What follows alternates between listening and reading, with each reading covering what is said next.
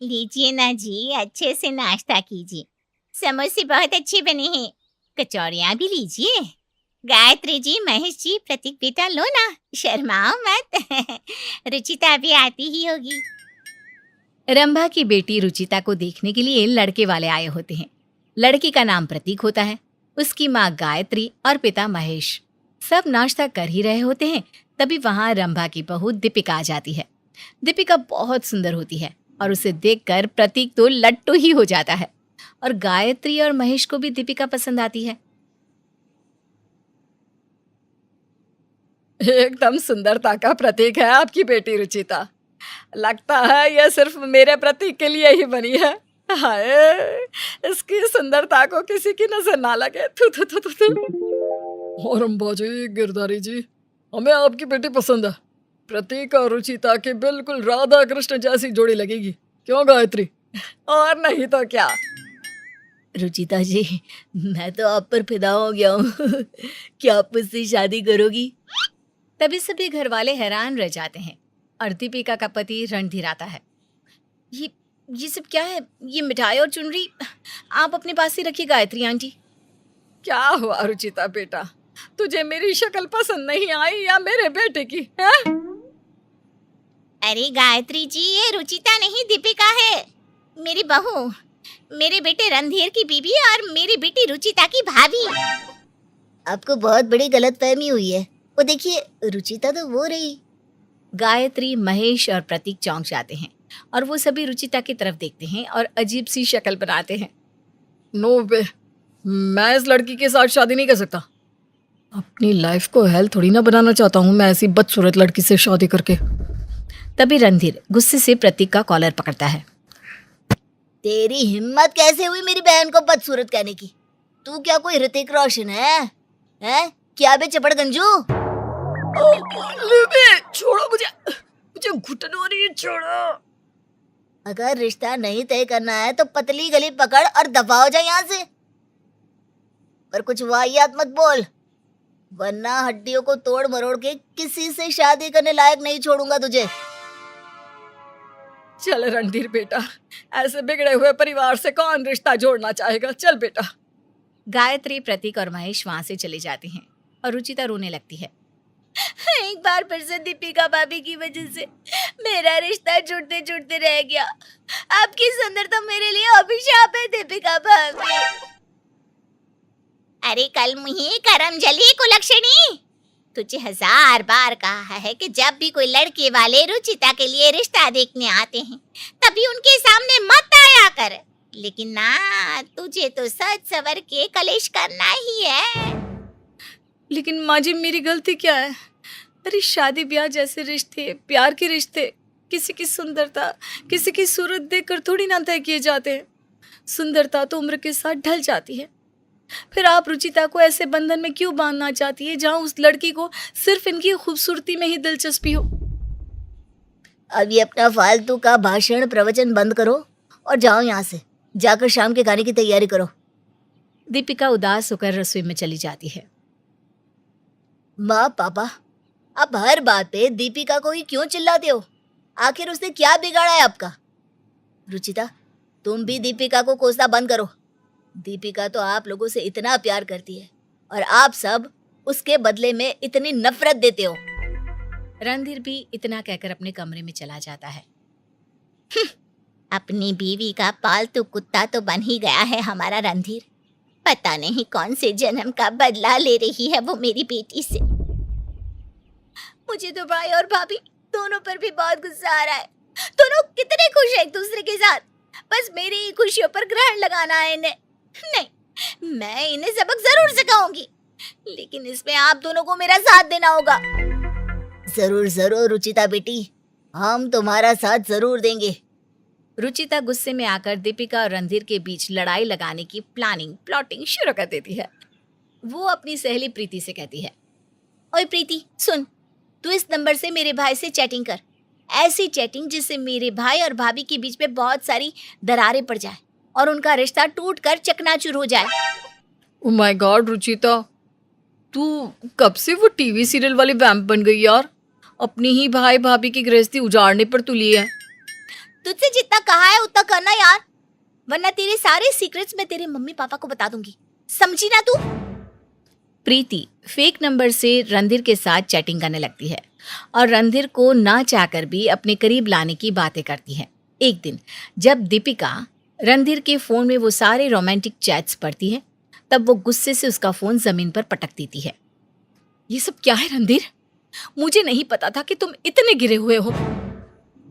दीपिका, तुम उन चैट्स को ठीक से पढ़ तो लेती। वो लड़की ही पिछले 4 दिन से मेरे पीछे लगी है। कहती है कि उसका और मेरा पहले से अफेयर था और पता नहीं क्या क्या। मैं आज ही जाकर साइबर कंप्लेंट दर्ज करवाने वाला था, लेकिन तुमने तो फोन ही तोड़ दिया। अब तो उस लड़की का नंबर भी ट्रैक नहीं कर सकता। रंभा और गिरधारी रुचिता के साथ मिले हुए होते हैं और वो सब कुछ पहले से ही जानते हैं, इसलिए वो दोनों आग में और घी डालने का काम करते हैं। झूठ मत बोल रणधीर बेटा, तेरे पापा ने भी तुझे उस दिन थिएटर से किसी लड़की के साथ बाहर निकलते हुए देखा था। बेशर्म कहीं का। बताइए ना गिरधारी जी से। अब हाँ हाँ, रंभा सही कह रही है, मैंने इस निगोड़े को देखा था। पापा, अब ये सब क्या झूठ मूठ की रचाई हुई बातें कर रहे हैं? दीपिका, मैं तुम्हारे सर पर हाथ रख के कसम खाता हूँ, मेरा यकीन करो, मैं सिर्फ और सिर्फ तुमसे ही प्यार करता हूँ। चुप रहो तुम, मुझे तो तुमसे बात ही नहीं करनी। जा रही हूँ मैं यहाँ से हमेशा हमेशा के लिए। दीपिका, दीपिका, ये तुम क्या कर रही हो? रुको दीपिका। दीपिका अपने कमरे में जाकर फटाफट सारे कपड़े सूटकेस में पैक करने लगती है। रणधीर उसे रोकने की बहुत कोशिश करता है, लेकिन वो घर छोड़कर चली ही जाती है। बेचारा रणधीर अब पूरी तरह टूट जाता है। इस सब से रंभा, रुचिता और गिरधारी को बहुत खुशी मिलती है। फाइनली जैसा प्लान किया था वैसे ही एग्जीक्यूट भी हुआ। हमारे प्लान का मकसद यही था कि दीपिका भाभी इस घर से और स्पेशली हमारी जिंदगी से चली जाए, ताकि मेरे लिए जब भी कोई रिश्ते आए तब वो दीपिका भाभी के कारण टूट ना जाए। रणधीर भाई को थोड़ी तकलीफ होगी, लेकिन वो भी यही डिजर्व करते हैं। मुझे छोड़कर अपनी बीवी के बारे में ज्यादा सोच रहे थे ना, भुगतिए अब। हाँ रुचिता बेटा, अब देखना कैसे तेरी शादी कराते हैं हम धूमधाम से। रणधीर घर में अब अकेले ही अपने कमरे में रहता और वो ज्यादा किसी से बात भी नहीं करता। दीपिका तो अपने मायके में होती है। एक दिन रुचिता को देखने के लिए मिहिर नाम का एक लड़का और उसके माता पिता पल्लवी और किशोर आते हैं। मिहिर एक बहुत ही हैंडसम लड़का होता है। मैं एक मार्बल कंपनी का मालिक हूँ। मुझे रुचिता बहुत पसंद है। मुझे उससे शादी करनी है। Ruchita, will you marry me? Of course Mihir. Mihir बेटा, पल्लवी जी, किशोर जी, आज से पहले जितने भी रिश्ते आए थे उन सभी ने मेरी बेटी को अपना बेटा देने से इनकार किया, लेकिन आज उन सभी लड़कों में से सबसे बेस्ट लड़का मिहिर, इसने मेरी बेटी के बारे में सोचा और उसे अपनी धर्मपत्नी बनाने के लिए हाँ की। बहुत बहुत धन्यवाद आप लोगों का। अरे रंभा बहन, धन्यवाद आपको हमारा नहीं बल्कि अपनी बहू दीपिका का करना चाहिए। वही थी जिसने हमें रुचिता के सारे गुण बताए, उसके बारे में और भी बातें बताई। उसी की वजह से हम यहाँ आए हैं आज।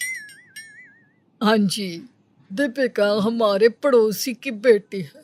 सच में उसके कारण ही हम इस रिश्ते तक पहुँच पाए। दीपिका वहां पर आती है और सभी उसे देखकर आश्चर्यचकित रह जाते हैं। रुचिता, रंभा और किशोर को बहुत शर्मिंदगी महसूस होती है और वो तीनों उससे माफ़ी मांगते हैं। प्लीज़ आप तीनों मुझसे माफ़ी मत मांगिए। प्रीति के सच के बारे में हमें पता चल गया था, इसलिए हमने तय किया कि जैसा तुम चाहती हो वैसा ही होने दो।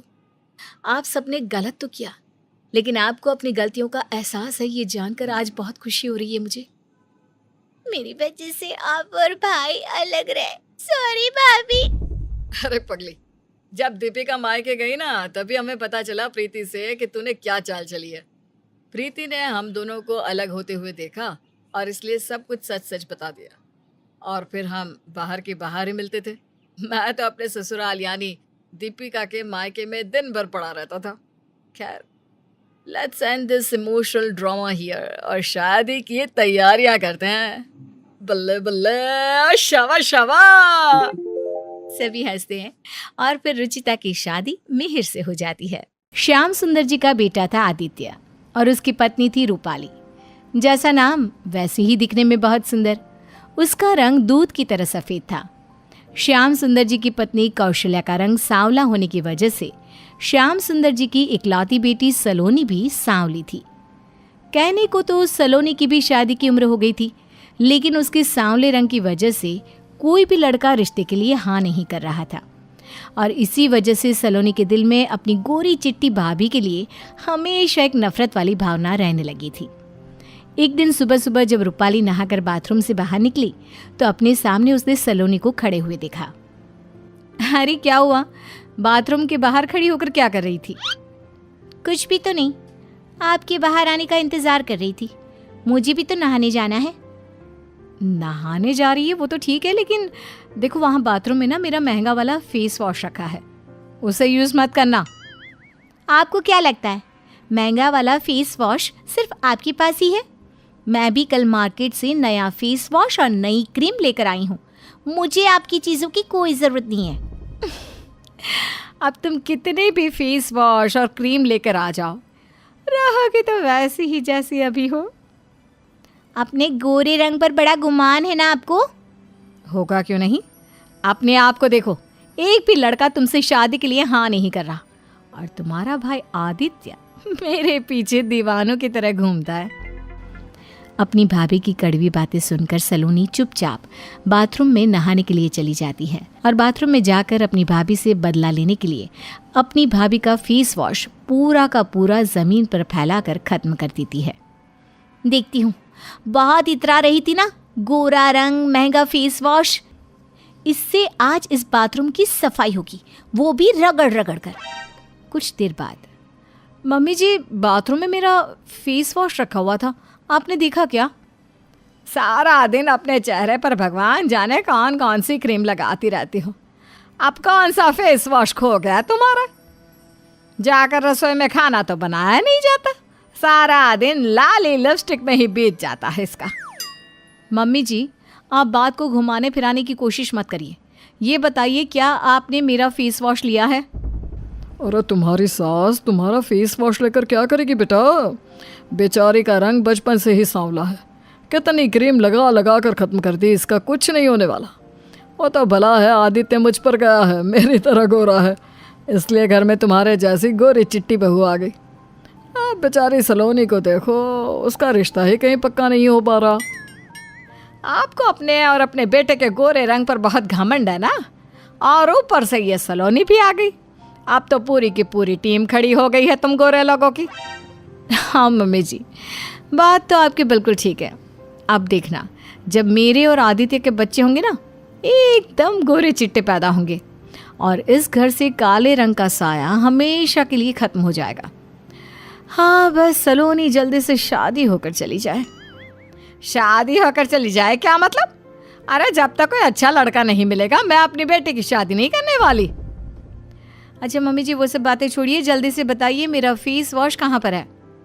अरे कितनी बार बताऊं, मुझे नहीं पता, जाकर दूसरा खरीद लाओ।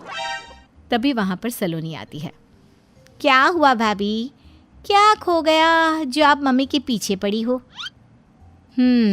तुम्हारा चेहरा देखकर ऐसा लग रहा है कि तुमने ही मेरा फेस वॉश चुराया है।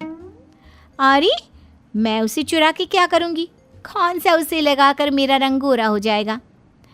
भाभी कुछ नहीं होने वाला आपका, आप दूसरा खरीद लाइए ना। रूपाली वहाँ से नाराज़ होकर अपने कमरे में चली जाती है और फिर अगले दिन दोपहर के वक्त, रूपाली सलोनी दोनों बाहर आओ, मैं तुम लोगों के लिए कुछ शॉपिंग करके लाया हूँ। ऑफिस के टूर से बाहर गया था, सोचा अपनी बहन और बेबी के लिए कुछ लेकर जाता हूँ। सच में भैया, बताइए क्या लेकर आए हैं आप हमारे लिए? जल्दी से बताएं ना आदित्य, मुझे आपका गिफ्ट देखना है। ये देखो वहाँ पर ना ये कढ़ाई वाले कुर्ते बहुत सुंदर मिल रहे थे, मैं 2 रंग में ले आया हूँ, जिसको जो अच्छा लगे वो ले लो, क्योंकि तुम दोनों का साइज तो एक ही है। अरे वाह भैया, मुझे ना ये ब्लैक वाला बहुत पसंद है, एक्चुअली मेरा फेवरेट कलर भी है ना, और ये गुलाबी वाला कुर्ता भाभी पर अच्छा लगेगा। कैसी बात कर रही हो तुम सलोनी, तुम्हारा खुद का रंग इतना डार्क है और ऊपर से काला कुर्ता पहनोगी? समझ में ही नहीं आएगा कि कपड़े कहाँ हैं और तुम्हारी स्किन कहाँ है। सुना आपने भैया, आपकी बीवी मुझे कैसे ताने मार रही है। खुद इतनी गोरी चिट्टी है ना, इसलिए किसी को कुछ समझती ही नहीं है। अरे तुम दोनों ने झगड़ा क्यों शुरू कर दिया? मैं तो जानबूझकर एक ब्लैक और एक पिंक लेकर आया था ताकि जिसको जो पसंद आए वो रख ले। वैसे भैया, भाभी ठीक ही कह रही है। उनको ना काले रंग वाला कुर्ता दे ही दीजिए। चलता फिरता ब्लैक एंड वाइट टीवी नजर आएंगी, सफ़ेद रंग और काले कपड़े। मैं ये गुलाबी वाला पहन लूँगी, मुझे कोई प्रॉब्लम नहीं है। क्या कहा?